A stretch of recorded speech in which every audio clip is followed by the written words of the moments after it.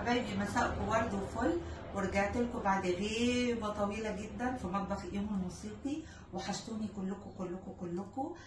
طبعا شكرا جدا لكل متابعيني اللي سالوا عليا الفتره اللي فاتت، وكل متابعين الصغيرين كمان، اطفالنا الصغيرين اللي سالوا عليا وقالوا لي يا مس ايمان انت وحشتينا جدا، انت ليه ما بتعمليش فيديوهات؟ حابه اقول لكم ان كانت فتره انقطاعي كانت ظروف معينه، والحمد لله رب العالمين رجعت لكم تاني يا رب بكل خير، واتمنى ان كل متابعيني ان شاء الله يكونوا بالف خير. رجعت لكم طبعا مع مجموعه من الاكلات الصحيه. اكيد انتوا شايفين يعني انا خسيت شويه، فحاولت ان انا اغير نهج حياتي شويه. شويه بقى نبقى مع الاكلات الصحيه ومع الجهاز الجميل ده اللي هو القلايه الهوائيه. كتير جدا سالوني عليها. حبيت النهارده ابدا معاكم بفراخ مشويه، فرخه رائعه. طبعا عايزه اقول لكم التتبيله بتاعتها تجنن جدا ان شاء الله باذن الله، مش هتاخد منكم وقت كتير. والتتبيله كمان بطريقه جميله وسهله قوي واقتصاديه، وولادكم هيحبوها وجميله جميله جميله فعلا فعلا. ان شاء الله جربوها وتكتبوا لي في الكومنتات رايكم ايه. زي ما انتم شايفين الفرخه، وكمان البطاطس الصحيه. البطاطس جميله وطريه وطبعا بزيت زيتون، يا دوبك رشه زيت صغيره جدا. وادي زي ما حضراتكم شايفين، ادي الفراخ كلها جميله، شايفين مستويه وجميله ولونها روعه. شايفين ما شاء الله ما شاء الله الفرخه عامله ازاي، ما شاء الله الله اكبر، جميله. تمام. ناكل ساندي، شايفينها مستويه وجميله ازاي. ناكل ساندي منها، كل يا ساندي. اللي انتوا شايفينها دي خلطه رائعه، انا بسيبها بجهزها وبحطها عندي في التلاجة. في اي وقت بطلعها وبعملها على طول. وبقعدها ساعتين على الدجاجه زي ما انتوا شايفينها. وطبعا ما اقولكوش روعه الروعه لما الدجاجه بتبقى جميله وطريه وروعه بصراحه. وانا جربتها اكتر من مره، احسن حتى من الفرن اللي هو فرن الغاز. على القلايه الكهربائيه بصراحه بتبقى جميله جدا وما بتاخدش وقت خالص. خلونا بقى نحضر الصوص الجميل العجيب ده وجربوها والله ما هتندموا. فعلا فعلا فعلا فرخه مشويه تشهي، جميله، جديده، مش زي الفراخ المشويه اللي احنا متعودينها. تعالوا نتعرف بالظبط على مكونات الصوص، يلا بينا.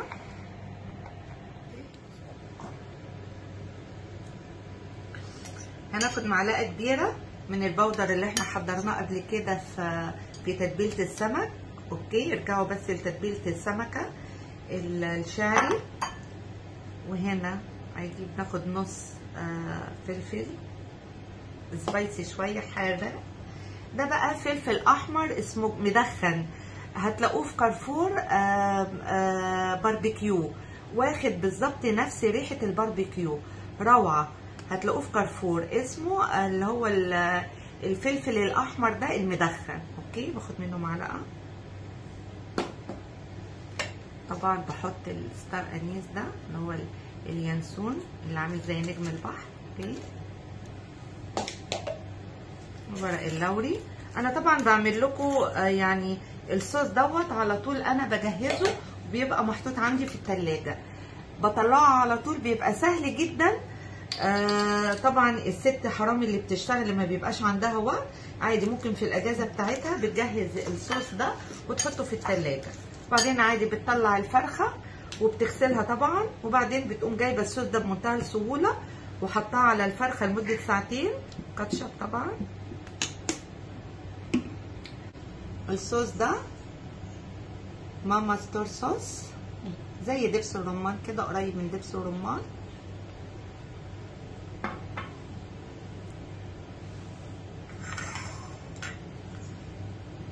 استخدم ليمونه. اوكي، ليمون، وبحط عليهم معلقه صلصه. اوكي، يبقى الخلطه تاني بتاعتي حطينا كاتشب وحطينا صويا صوص وحطينا المكون ده اوستر صوص زي دبس الرمان كده، معلقه منه، وحطينا اللي هو اليانسون اللي هو عامل زي النجمه، وحطينا كاتشب، حطينا بابريكا وطبعا الملح، وحطينا البودر اللي انا عاملاه اللي قلت لكم عليه اللي هو فلفل اسود وتوم بودر وبصل بودر واكليل الجبل وطبعا والملح وشويه كزبره. اوكي انا مش بحط كمون. وقلنا حطينا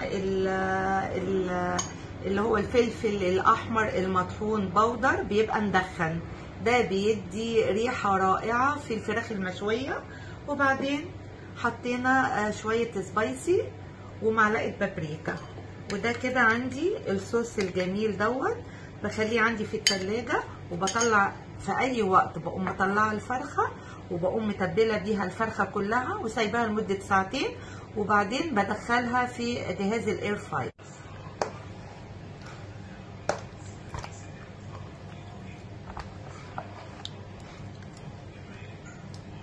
هنا بقى حطيت ورق اللوري زي ما انتم شايفين، وحطيت اللي هو اليانسون اللي هو اللي زي النجمه، وبس هسيبها بقى مده ساعتين وهنشوف هنسويها ازاي. بقلبها بسم الله الرحمن الرحيم.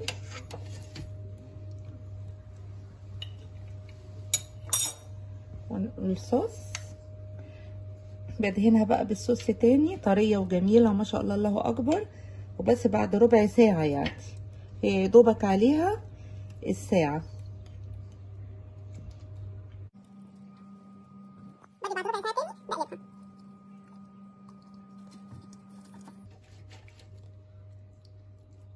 طبعا زي ما انتم شايفين القلايه دي عباره عن مصفى، يعني هي اصلا بتنزل الصوص بتاعها تحت وبتتبخر وبترجع لها تاني البخار، فبتسويها بطريقه جميله وصحيه. وطبعا دي سلسله ان شاء الله الاكل الصحي اللي طبعا ان شاء الله هبقى متعهداها في مطبخ ايمو الموسيقي الفتره اللي جايه ان شاء الله.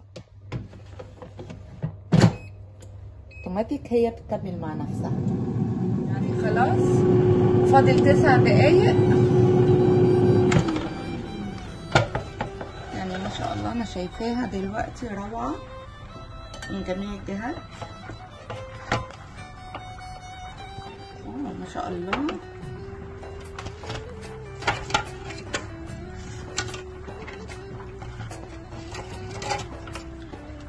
روعه رائعه ما شاء الله. نطلعها دلوقتي ونفتحها مع بعض. دلوقتي بقى بنعمل البطاطس الصحيه برضو في الاير فراير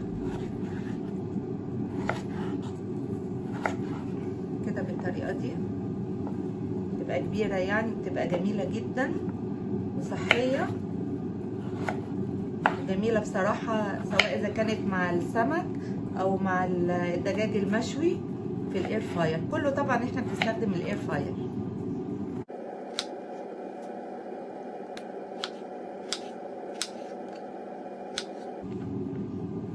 وبنغسلها نحط لها ميه نرجعها التلاجة تاني.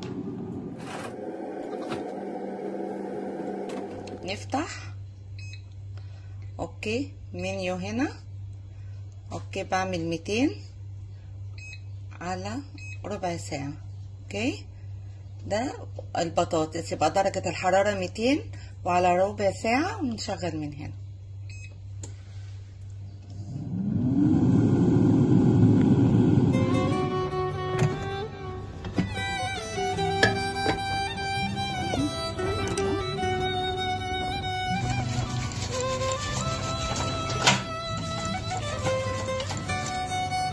كده شايفين ما شاء الله. بس شويه كمان عادي يعني، استعملها قلنا في السهوله. 200 نشوف التايم بقت 7 دقايق.